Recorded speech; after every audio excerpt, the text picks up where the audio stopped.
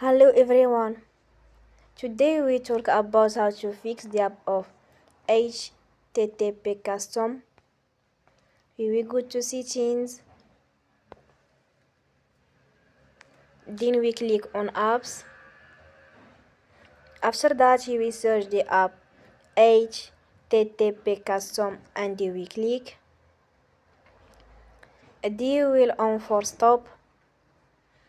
After that we will go to storage. Then we click on clear cache. In the end, turn off your phone and you will recharge your phone again.